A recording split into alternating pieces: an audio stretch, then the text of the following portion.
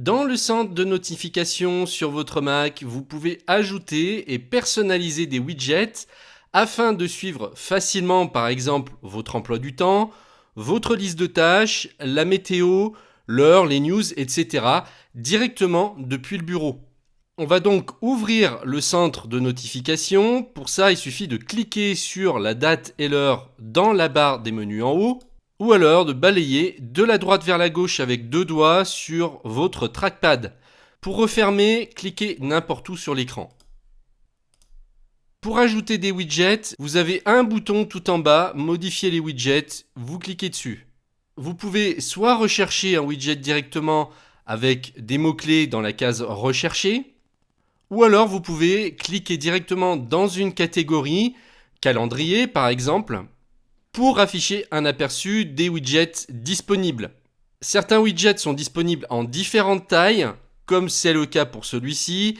P pour petit, M pour moyen et G pour grand. Une fois que vous avez choisi votre widget, pour l'ajouter, faites passer votre pointeur au-dessus du widget et cliquez sur le petit plus en vert qui apparaît en haut à gauche dans le coin là. Et voilà. Bon, par défaut, il est ajouté à la suite des autres, mais pour le faire remonter, il suffira de le faire glisser avec votre souris ou votre trackpad pour l'amener par exemple en deuxième plan ou tout en haut. Et puis pour supprimer un widget que vous ne voulez pas, qui vous sert à rien, par exemple la bourse, on va cliquer sur le moins dans le coin en haut à gauche. Une fois que vous avez fait les changements souhaités, vous cliquez sur Terminer.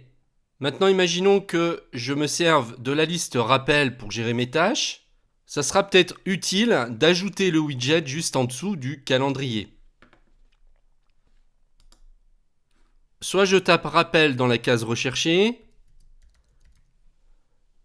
soit je peux y accéder directement dans les catégories en allant dessus ici. Dans ce cas-là, j'ai qu'un seul widget qui m'est proposé, mais je peux aussi modifier la taille. Je vais prendre la plus grande et je l'ajoute. Je vais le placer juste en dessous de calendrier. Je vais tout en bas, je clique sur Terminer. On peut également modifier un widget pour effectuer des changements dans les options. Je reclique d'abord tout en bas sur Modifier les widgets et je vais faire passer mon pointeur sur chaque widget pour voir s'il est modifiable. On va par exemple prendre la liste rappel et on peut effectivement modifier le widget. Pour le faire, il suffit de faire un clic gauche et les options que je peux modifier s'affichent. Pour calendrier, c'est la même chose.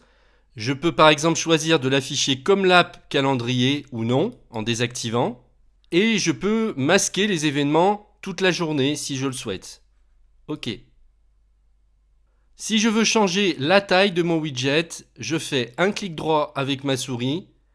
Et là, je choisis par exemple petite ou moyenne ou grande.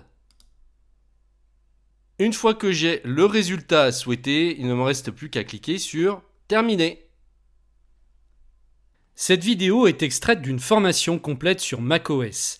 C'est une formation qui s'adresse à tous ceux qui veulent maîtriser leur Mac. Donc si vous êtes débutant, elle vous est particulièrement destinée et vous fera gagner un temps fou. Le but, c'est que vous soyez opérationnel avec votre Mac sans avoir à chercher et galérer pendant des heures, voire des jours entiers. Pour y accéder, il vous suffit de cliquer sur le lien qui apparaît maintenant sur la vidéo ou juste en dessous dans la description. À tout de suite!